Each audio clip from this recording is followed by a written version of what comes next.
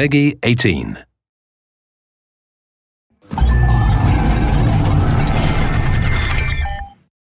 Hello everyone, I'm Colin Graham. I'm the animation director on Watch Dogs, and today I'm excited to present to you a vertical slice of the Watch Dogs free roaming experience.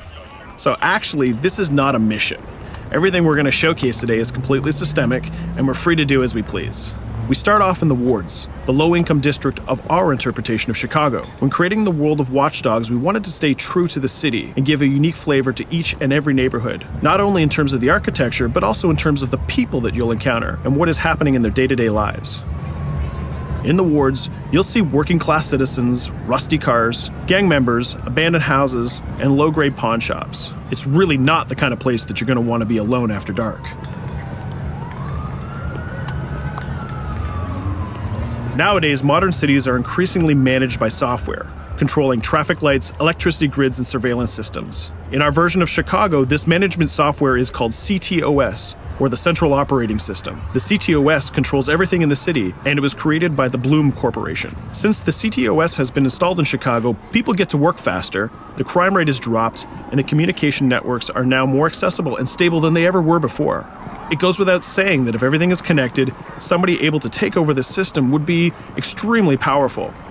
At this point in the game, we don't have control over this district's CTOS system. The icons that you see over people's head mean that we cannot hack into their mobile devices at the moment. We need to find the CTOS control center, install a backdoor virus into the system to take control over all of the infrastructure in this district. There it is, the CTOS control center.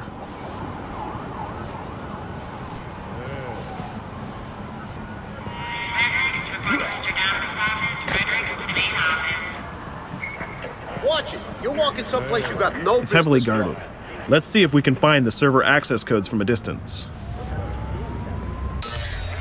With cameras, we can explore restricted areas without being spotted, tag different guards, and access details on their lives. What the hell is she doing with that weasel motherfucker? It seems that Bloom employees all have a sort of shady past.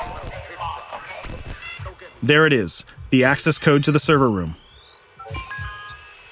Unfortunately, we can't access the server via the cameras. We need to sneak inside.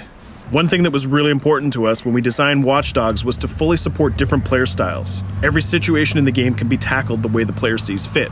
In this situation, we can go all out guns blazing, completely stealth without the guards ever seeing us, or we can hack from a distance without ever setting foot inside the restricted area. Let's hack this forklift. Aiden can use the environment to distract and lure guards.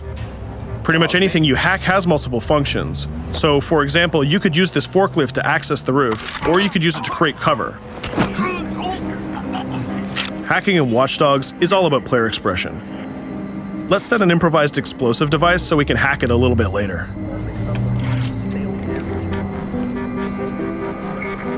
You'll also notice Aiden's low-profile stance.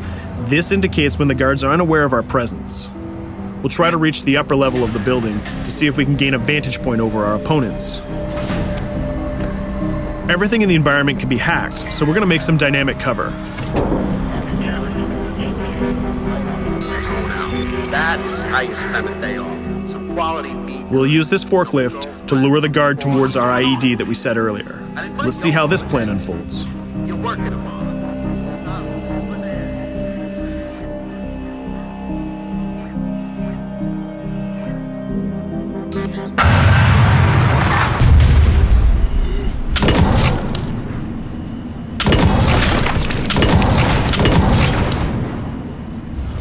What you just saw is called focus. It represents Aiden's analysis capabilities and his quick reflexes. This gives the player more time to combine core game mechanics together, such as shooting, hacking, and driving, in order to handle more complicated situations.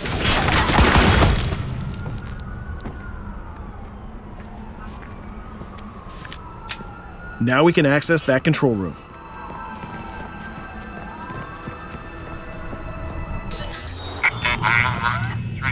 Drop 2, 5.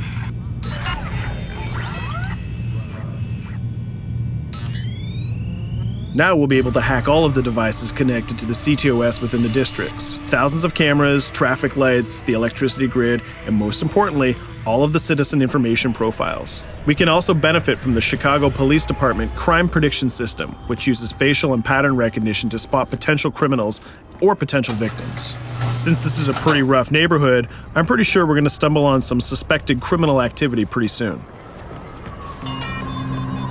And there it is. The system just pushed an alert of a potential crime. We can see the system trying to triangulate the location on our minimap. Take note, this isn't a mission. This can happen anywhere at any time. We've just spotted a potential victim.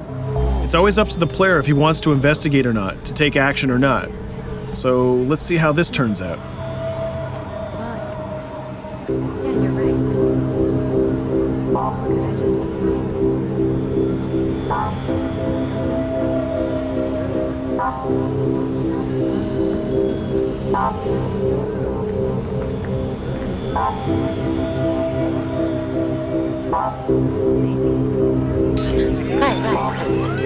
You think you're leaving me? Huh?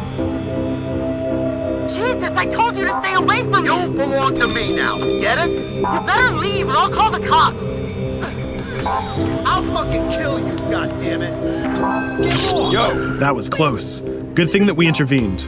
We managed to prevent the crime, but we triggered a chase. From here, the criminal's behavior is unpredictable. He can try to get away, shoot back at us, surrender, or call for backup.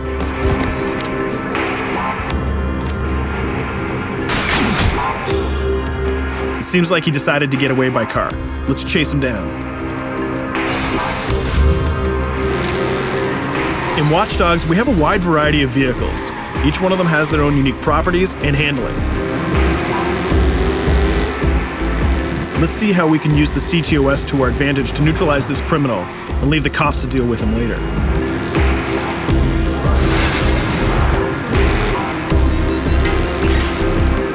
The chase stops right here. Using the blockers usually reserved for the cops during interventions, we managed to stop this criminal without killing him. This gives us a reputation bonus. This system is at the core of the Watch Dogs experience. Depending on how we handle different situations in the game, the media and the citizens will have a different perception of our hero, whether he is a true vigilante or a reckless criminal. This will have repercussions throughout the game. Now, let's head for the Loop, the historical district of Chicago, where you're going to find the most iconic buildings in the city.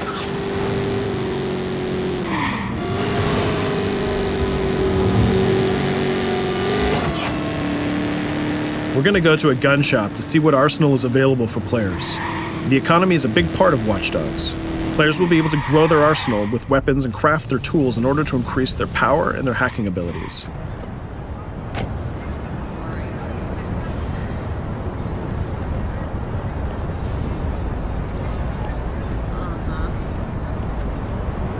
No, it's okay.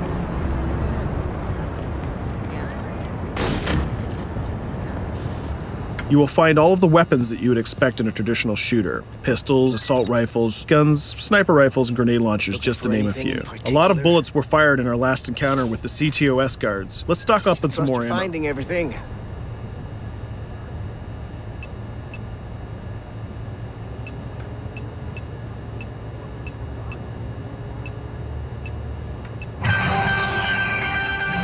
As we mentioned earlier, the media keep track of your actions and the citizens are going to react according to the perception that they have of you. Here, the media is reporting a crime in which you are the #1 suspect. The gun shop owner recognized you and decided to trigger a silent alarm to notify the police. Copy that. Possible one suspect presumed armed and dangerous. Police are now trying to locate the source of the threat using the surveillance system in the city, represented by the yellow circles on the minimap. Come in, PH3.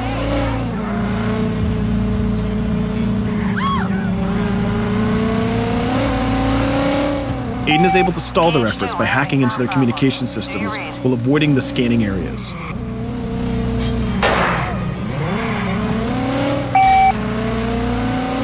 PH units, do you copy? Repeat, squad to all PH units. Once they've lost our trail, we can go back to our activities.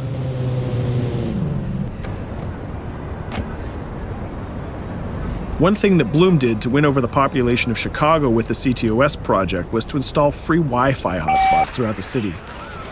Free Wi-Fi is cool, but not very safe with someone like Aiden Pierce around. Hacking into this box is going to give us access to every device that's connected to it. So let's see where that brings us.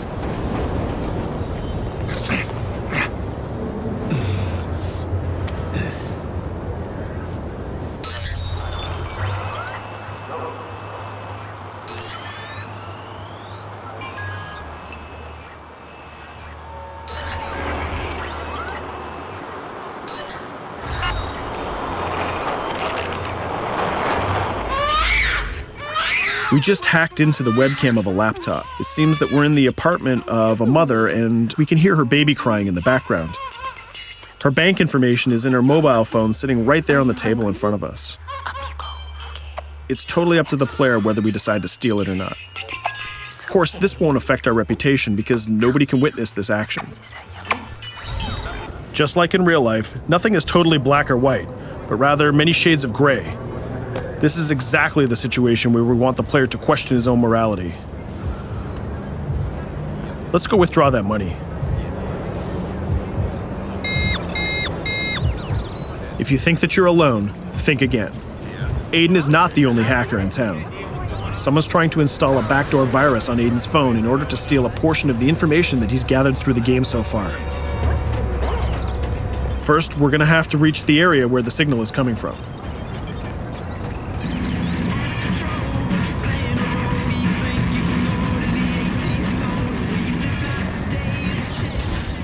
Using our profiler, we're going to try to identify the hacker before the installation finishes.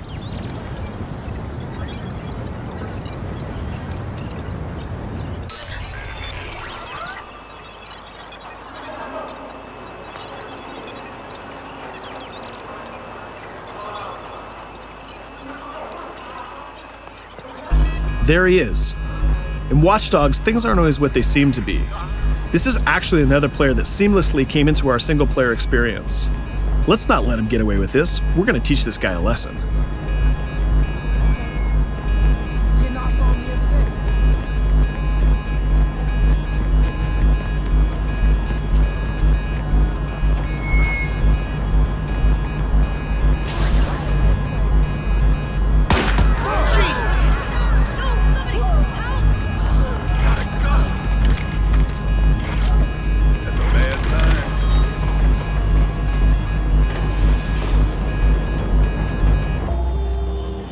We stopped the hack, but the hacker managed to get away. I don't know about you, but we can't let this pass by. We need to retaliate.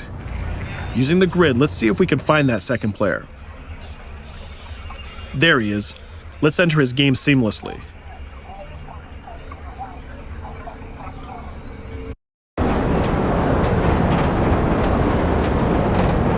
The second player is not yet aware of our presence.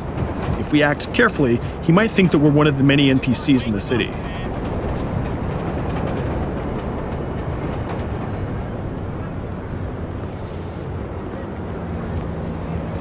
What was that?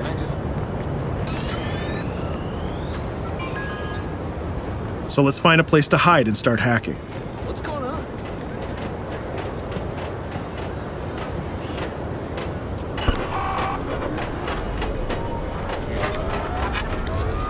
The second player has just been alerted that a breach has occurred on his phone. He's trying to find us using his profiler.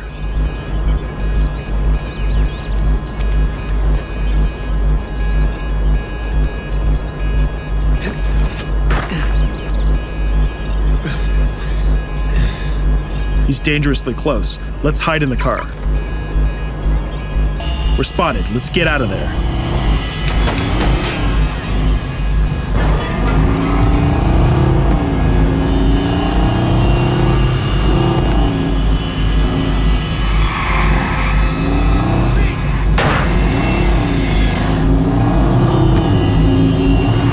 Let's set up an ambush right here. By dragging the other player back here into the alley, we make sure that no civilians get hurt during the firefight. We didn't succeed in hacking the second player, but we did get a little bit of revenge. So that's what we have time for today. We hope you enjoyed our quick gameplay session. Stay tuned for more about Watch Dogs.